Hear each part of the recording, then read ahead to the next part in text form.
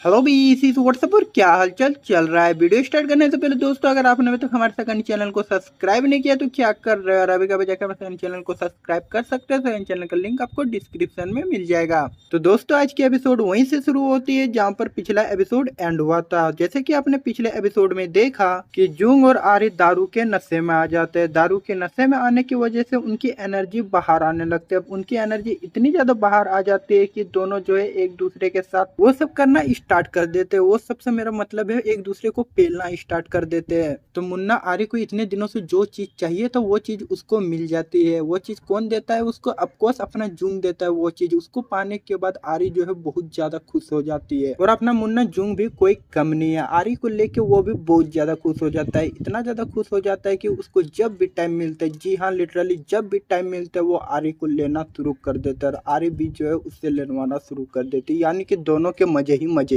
Literally दोनों एक दूसरे को पेलने में इतना ज्यादा बिजी हो जाते हैं, दोनों को एक दूसरे को पेलने में इतना ज्यादा मजा आ रहा होता है कि वो दुनिया जहां भूल जाते हैं। जी हाँ, दोनों दुनिया जहां भूल जाते हैं। उनके फोन में कॉल आ रहा होता है, फिर भी उनको पता नहीं चलता है कि उनके फोन में कॉल आ रहा है। आरी की मम्मी यानी कि आंटी मीसो बार बार उसको कॉल कर रही होती है, लेकिन अपनी आरी जो है जुंग के साथ बहुत ज्यादा बिजी है, जिस वजह से वो कॉल उठा नहीं पा रही होती है। उसकी मम्मी बार बार कॉल करती है, लेकिन आरी बार बार उसको मिस कर देती है। अब आंटी मीसो को अपनी बेटी आरी को इतना बार कॉल करने के बाद भी जब उसकी बेटी कॉल नहीं उठाती है तो वो ट्राई करना ही छोड़ देती है। जी हाँ, और वो कॉल नहीं करती है। इसके बाद हमें कुछ दिनों के बाद के सीन दिखाया जाता है। कुछ दिनों के बाद के सीन में हमें दिखाया जाता है कि आंटी मीसो अपनी ससुराल गई है, यानी कि आरी के दादा दादी के घर गए। आंटी मीसो वहाँ इसलिए गई है ताकि वो अपने स्वर्गवासी पति के लिए पूजा पाठ कर सके। आंटी मीसो अपनी पति के डेथ एनिवर्सरी का पूजा पाठ करने के बाद जब वो जाती है आरी के दादी से बात करने के लिए, आरी की दादी आंटी मीसो से बोलती है कि देखो मेरे बेटे, यानी कि तुम्हारे पति के मरे हुए 10 साल हो चुके हैं, लेकिन अभी तक तुमने किसी और दूसरे लड़के के साथ रिश्ता नहीं बनाया है। मैं तो बोलती हूँ कि तुम किसी और लड़के के साथ जाओ और रिश्ता बनाओ और खुश रहो। अब मेरे बेटे को भूल जाओ, तुम भी आगे बढ़ो। आंटी मीसो आरी के दादी की इस बात पे कोई भी जवाब नहीं देती है। इसके बाद आरी की दादी जो है वहां से चली जाती है ये बोलकर। आरी के दादी के जाने के बाद आंटी मीसो अपने मन मन में सोचने लगती है कि अब जबकि मुझे परमिशन मिल चुका है तो क्या मैं जुंग के साथ अपना रिश्ता आगे बढ़ा पाऊंगी। यानी कि आंटी मीसो जुंग के बारे में सोचने लगती है। लेकिन आंटी मीसो को कहाँ पता जिस लड़के के साथ वो रिश्ता बनाने की सोच रही है वो लड़का उसी की बेटी की मार रहा है। ये सब होने के बाद हमें जुंग और आरी के बीच का सीन दिखाया जाता है। हमें दिखाया जाता है कि उस रात आरी को पेलने के बाद जब उसके अगले दिन सुबह होती है, आरी फिर से जुंग के साथ अजीब बर्ताव करने लगती है, और जुंग के साथ वो अच्छी तरह से बातें भी नहीं करती है, क्योंकि वो जब भी जुंग को देखती है उसे कल रात के बारे में याद आने लगता है और वो शर्मा जाती है। यानी कि उसको खुद में ही शर्मिंदगी महसूस होने लगती है। लेकिन जब फिर से रात होती है, रात को क्या होता है, दोनों एक ही रूम में सो रहे होते हैं। तभी जो है आरी के बिस्तर के पास से कुछ आवाजें आने लगती है, जिस वजह से जुंग जाता है और उसका बिस्तर उठा देता है। तो वो क्या देखता है, आरी वो सब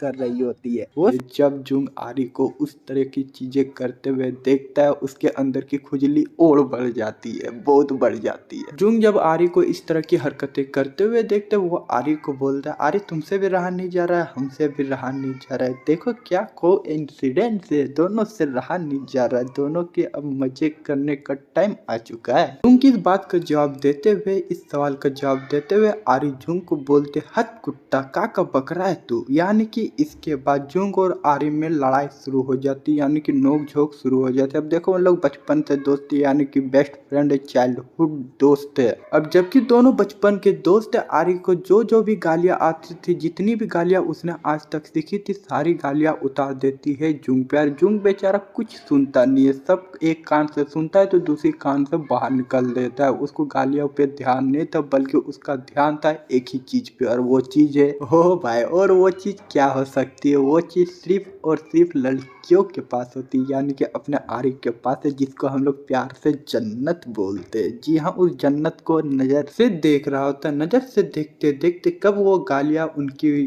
अब समझ जाओ भाई। इसके बाद गालियां खत्म होती है, गालियां खत्म होने के बाद चालू होती है रोमांस की घड़ी। इस आरी पे जूंग भारी पड़ रहा होता है, यानी कि जूंग जो है आरी से जबरदस्ती कर रहा होता है, यानी कि जबरदस्ती वो सब चीजें करने की कोशिश कर रहा होता है, यानी कि वो लीड लेने की कोशिश कर रहा होता है। और आरी जब जूंग को इस तरह से जबरदस्ती करते हुए देखते है, इस तरह से लीड लेते हुए देखते है, उससे बर्दाश्त बिल्कुल भी नहीं होता है। आरी अपने आप से बोलती है तुम लोग लड़के हो तो क्या लड़के कुछ भी कर सकते, लड़के सिर्फ लीड ले सकते, लड़कियां ये सब नहीं कर सकती है, लड़कियां लीड नहीं ले सकती, कि लड़कियां भी लड़कों से कम नहीं है। देख रहे हो लोंडो, समझ रहे हो ना किस चीज की लीड लेने की बात की जा रही है, तुम लोग समझ जाओ भाई, मैं नहीं बताने वाला किस चीज की लीड लेने की बात की जा रही है। अब देखो भाई, मेरे को कोई प्रॉब्लम नहीं है लड़की आगे से दे के मजे ले या फिर हम आगे से जाके मजे ले, हमें क्या चाहिए, हमें तो बस मजे चाहिए। अब जबकि आरी लीड ले चुकी है, जिस वजह से आरी अब जो है जूंग पे भारी पड़ने लगती है, यानी कि अब आरी लीड ले चुकी है, जूंग जो है कुछ भी कर नहीं पा रहा होता है। आरी जो कुछ भी कर रही होती है जूंग को वो सब करना पड़ रहा होता है। अब जूंग जब आरी को इस तरह से लीड लेते हुए देखता है, जूंग को बिल्कुल भी बर्दाश्त नहीं होता है, वो बिल्कुल भी सह नहीं पाता कि एक लड़की उसके ऊपर लीड ले रही है, जिस वजह से वो क्या करता है, वो फिर से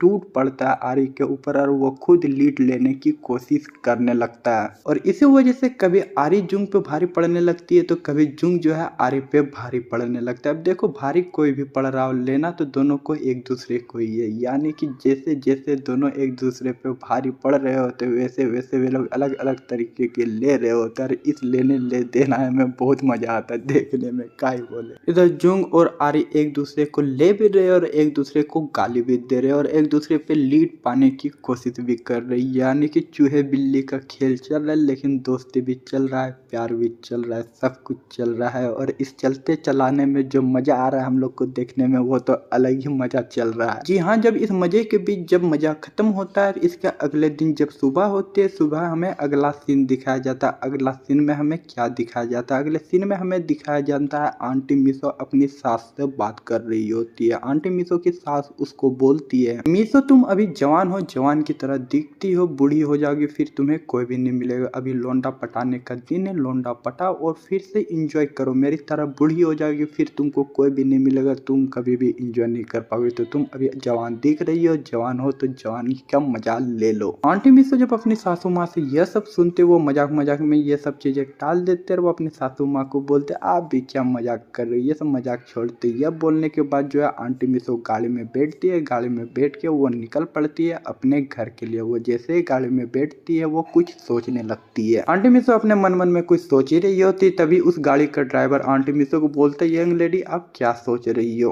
वो ड्राइवर आंटी मिसो को यह बोलने के बाद वो फिर से अपने आप से बोलने लगता है आजकल की जवान लड़कियां भी ना बहुत ज्यादा टेंशन में रहती है। जब आंटी मिसो उस ड्राइवर से ये सब सुनती है, वो बोलती है उस ड्राइवर को नहीं नहीं मैं कोई जवान लड़की नहीं हूँ, आप जैसा सोच रहे हो मैं इतना जवान लड़की नहीं हुई। यस तुझे सब बोलते बोलते आंटी मिसो अपने आप में बहुत ज्यादा खुश हो रही होती है, क्योंकि कोई लौंडा कोई आदमी उसको जवान लड़की बोल रहा है। और जब आंटी मिसो उस आदमी से अपने आप को जवान लड़की सुनता है, वो सोचने लगती है, यानी कि अपनी सासू माँ के बातों को यादें करने लगती है और वो बोलने लगती है और सोचने लगती है अपने आप से कि अब जबकि मेरी सासू माँ ने भी मुझे परमिशन दे दिया, अब मुझे भी किसी लड़की के साथ रिश्ता बनाना चाहिए। ये सब होने के बाद आंटी मिसो जब अपने टाउन पहुंचती है, टाउन पहुंचने के बाद वह देखती है कि उसका बेटी उसका इंतजार कर रही है। वो जाती है अपने बेटी के पास और अपने बेटी के पास जाके वो अपने बेटी को बोलती है, वो बोलती है कि वो फिर से एक न्यू लाइफ की शुरुआत करने वाली है, वो फिर से किसी लड़के के साथ अपना रिश्ता बनाने वाली है और उसके साथ पूरा जिंदगी बिताने वाली है। और आरी जब अपने माँ से यह सुनती है कि उसकी माँ किसी लड़के को पसंद करती है, वो अपने माँ के लिए बहुत ज्यादा खुश होती है। खुश होते हुए अपने माँ से पूछती है कि आखिरकार वो लड़का है कौन जिसके लिए आप इतने सालों के बाद डिसाइड कर ही चुकी है कि आप न्यू लाइफ स्टार्ट करने वाली है। जब उसकी माँ यानी कि आंटी मिसो अपने बेटी से सुनती है कि उसकी बेटी उस मर्द के बारे में जानना चाहती है जिस मर्द को वो पसंद करती है। आंटी मिसो की बेटी यानी कि आरी जानना चाहती है कि उसकी माँ का नया बॉयफ्रेंड यानी कि उसका होने वाला बाप कौन है।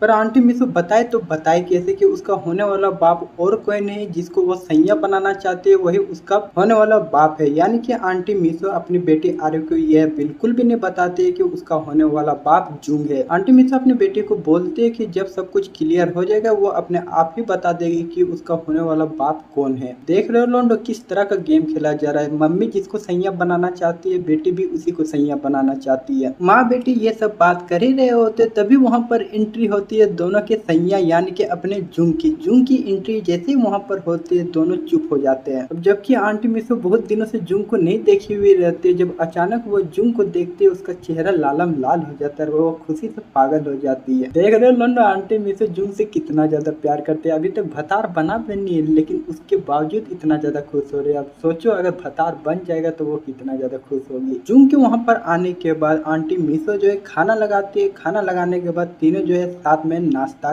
करने लगते हैं। नाश्ता कर ही रहे होते हैं लेकिन वहाँ पर माहौल बहुत ज्यादा शांत रहता है, जिस वजह से जून सोचता है आखिरकार दोनों के बीच ऐसा क्या हो गया, आखिर दोनों ऐसा क्या बात कर रहे थे जिसकी वजह से आज माहौल इतना ज्यादा शांत है। जून को कुछ भी समझ में नहीं आ रहा होता कि आखिरकार दोनों के बीच क्या बात हुई है। इस वजह से जून को लगता है कि आखिरकार दोनों के बीच ऐसा क्या हुआ है जिसकी वजह से दोनों एक दूसरे से बिल्कुल भी बात नहीं कर रहा। जबकि माहौल इतना ज्यादा शांत रहता है जिस वजह से जून खुद अपने आप ही डिसाइड करता है जबकि दोनों बात नहीं कर रहे तो मैं ही कुछ बोलता हूँ। जिसके बाद जून अपने आंटी मिसो से पूछता है कि उसका ट्रिप वहाँ पर कैसा रहा, उसको कोई तकलीफ वकलीफ तो नहीं हुई। इस बात का जवाब देते हुए आंटी मिसो अपने प्यारे से जून को बोलती है, नहीं नहीं जून ऐसी कोई भी बात नहीं, मेरी ट्रिप बहुत ही अच्छी रही, मेरे को कोई भी तकलीफ वकलीफ नहीं हुई, लेकिन थैंक यू मेरी इतनी ज्यादा फिक्र करने के लिए। और आंटी मिसो जब जून को अपनी इतनी ज्यादा फिक्र करते हुए देखती है उसका दिल जोरों से धड़कने लगता है। वो बहुत ज्यादा खुश हो जाती है क्योंकि मोहब्बत है भाई, अपनी आंटी मिसो की मोहब्बत है जून